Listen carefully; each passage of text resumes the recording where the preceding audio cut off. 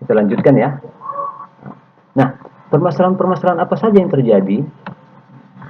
Banyak. Pembangunan dari daerah sampai pusat perlu pemerataan. Kesehatan, sekarang lagi masa-masa pandemi COVID-19 ini perlu pencegahan segera supaya kegiatan aktivitas masyarakat benar-benar sudah normal.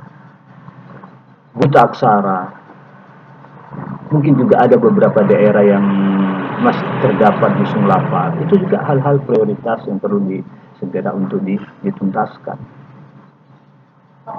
Maka kebijakan-kebijakan sinilah obat yang paling mujarab ya saya katakan ya, yang paling ampuh untuk menyelesaikan permasalahan-permasalahan tadi. Baik, adik-adik mahasiswa semester 2 ya, Prodi PPKN Universitas Labuhan Batu. Dari penjelasan saya ini, jika ada hal-hal yang ingin ditanyakan nanti boleh ya, lewat via email boleh, WhatsApp boleh, menghubungi langsung secara person juga boleh, ataupun nanti di kolom bawah ini jika ada hal-hal yang ditanyakan melalui kolom komentar itu kami persilahkan, atau ketika tatap muka nanti juga boleh dipertanyakan. Baik, kita sekarang masuk ke slide selanjutnya. Saya merujuk pada ahli, salah satu adalah Carl J. Frederick. Frederick ini mendefinisikan tentang kebijakan publik itu sebagai serangkaian tindakan ataupun kegiatan yang diusulkan oleh seseorang, kelompok, maupun pemerintah. Biasanya sifat usulan tadi ini jika ada hal-hal yang sifatnya permasalahan yang belum terpecahkan. Ada hal-hal permasalahan yang belum terpecahkan, maka bisa sifatnya diusulkan, baik itu oleh kelompok maupun perseorangan dalam suatu lingkungan tertentu di mana terdapat hambatan-hambatan. Nah, hambatan-hambatan atau kesulitan itu tadi yang saya maksud dengan permasalahan-permasalahan. Banyak hal ya. Mungkin di daerah-daerah tertentu yang masih jauh dari sarana dan prasarana yang belum memadai, maka ini perlu diadakan segera pembangunan sarana prasarana supaya masyarakat itu perputaran ekonominya, penghasilannya biar apa ya, biar terdongkrak. Dengan demikian tidak ada lagi istilah impres desa tertinggal. Nah, di dalam buku saya sering menyinggung tentang masalah impres desa tertinggal atau IDT ya di era Orde Baru dulu. Namun sekarang istilah-istilah itu mungkin sudah berganti nama atau sudah hilang ya. Kalau sudah hilang, alhamdulillah, berarti tidak ada lagi daerah-daerah yang tertinggal. Sudah maju semua. Mudah-mudahan. Nah, banyak kebijakan-kebijakan yang sifatnya diusulkan baik perorangan, kelompok maupun pemerintah. Sekarang ada apa namanya itu, dana desa yang selama ini diprioritaskan hanya bagi desa, sekarang sudah tidak. Kelurahan juga sudah menerima. Jadi selama ini kelurahan hanya menyaksikan pemerintah desa mendapatkan kucuran dana dari APBN. Sekarang pihak pemerintah kelurahan juga sudah mendapatkan. Ini merupakan kebijakan untuk penyetaraan, pemerataan dalam aspek pembangunan. Baik, jadi usulan yang disampaikan oleh perorangan, kelompok maupun pemerintah tadi itu nanti endingnya adalah mengarah kepada kebijakan. Baik, sini adik mahasiswa bisa membaca slide selanjutnya ini. Sini sudah saya beri tanda ya. Yang saya garis bawah ini silakan adik-adik mahasiswa baca tentang kebijakan publik yang diambil oleh Frederick. Ini. Silakan adik-adik mahasiswa baca.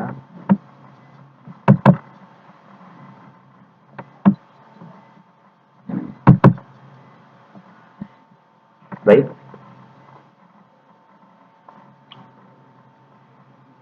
Kesempatan terhadap pelaksanaan usulan kebijaksanaan tersebut dalam rangka mencapai tujuan tertentu. Tadi saya mengangkat tentang masalah daerah-daerah yang masih tertinggal, buta aksara dan lain sebagainya. Nah, inilah ketika usulan tadi sudah disampaikan, harapannya bisa memberantas, bisa mengurangi, sehingga tujuan tadi benar-benar tercapai. Apa tujuannya? Tujuannya untuk memberantas permasalahan-permasalahan yang terjadi di daerah. Inilah ya. Oke, baik adik-adik. Sampai sini ada yang mau ditanyakan? Kalau tidak, kita lanjutkan kepada slide selanjutnya. Mungkin ini slide yang terakhir. Jadi, bisa kita tarik sebuah kesimpulan bahwa kebijakan publik itu merupakan hal yang paling urgent ya, paling urgent untuk meratakan dalam aspek pembangunan, pemberantasan hal-hal yang belum terselesaikan, dalam hal ini permasalahan-permasalahan yang terjadi di daerah sampai pusat, maka kebijakan publik lah mudah-mudahan menjadi pioner ya, menjadi penggagas untuk menyelesaikan permasalahan-permasalahan yang terjadi. Baik, di sini ada perbedaan tentang kebijakan publik menurut Solihin Abdul Wahab. Yang pertama, kebijakan harus dibedakan dari keputusan. Jadi beda kebijakan dengan keputusan. Kalau keputusan hanya sifatnya mengesahkan, tapi kebijakan sifatnya ada output ya, ada target-target yang ingin dicapai dan itu belum ada sebelumnya belum ada belum ada wacana ataupun program yang sudah direncanakan. Saya rasa beda ya, jelas ya. Kebijakan harus dibedakan dari keputusan. Yang kedua, kebijakan sebenarnya tidak serta-merta dapat dibedakan dari administrasi. Benar ya? Artinya benar sini, kebijakan sebenarnya tidak serta-merta dapat dibedakan dari administrasi. Artinya setiap kebijakan pasti mempunyai korelasi dengan hal-hal yang sifatnya administrasi. Harus ada regulasi dan lain sebagainya. Baik permen, perbu, perpres, dan lain sebagainya. Selanjutnya yang C, kebijakan mencakup perilaku dan harapan-harapan. Apa harapannya? Itulah tadi yang dikatakan pada pembahasan selanjutnya. Ada sifatnya usulan-usulan, permasalahan, baik kelompok, perorangan, maupun pemerintah. Biasanya ini ada terjadi permasalahan-permasalahan. Ini dia. Terjadi permasalahan-permasalahan di daerah. Maka hal itu disampaikan, diusulkan kepada pemerintah. Nah, ketika kita menyampaikan usulan kepada pemerintah, apakah kita tidak mengharapkan sesuatu? Pasti ada harapannya. Drainase, jembatan belum ada, penerangan belum ada. Itu kita sampaikan kepada perwakilan-perwakilan kita yang duduk di sana. Itu harapan-harapan dari masyarakat. Nah, harapan-harapan tadi ini bisa disampaikan oleh kelompok maupun individu. Yang keempat, kebijakan mencakup ketiadaan tindakan ataupun adanya tindakan. Nah, di sini perlu diperhatikan. Kebijakan mencakup ketiadaan tindakan. Biasanya tidak ada tindakan dari pemerintah ataupun masyarakat, maka perlu diadakan. Karena itu kalimatnya sini ketiadaan tindakan. Kalau ketiadaan tindakan berarti belum ada yang diperbuat, ataupun adanya tindakan. Apa artinya? Sudah ada diperbuat, tetapi hasilnya, outputnya tidak maksimal, maka perlu juga diadakan revisi. Baru yang kelima ya, E ya. Kebijakan biasanya mempunyai hasil akhir yang akan dicapai, sudah jelas ya. Itulah sasaran tadi itu. Targetnya apa? Seperti sekarang ini ada penyekatan ketika Idul Fitri. Apa targetnya? Untuk memberantas mata rantai penyebaran COVID-19. Itu salah satunya. Jelas ya? Perlu. Jadi, poin yang kelima ini sangat jelas ya. Kebijakan biasanya mempunyai hasil akhir yang akan dicapai.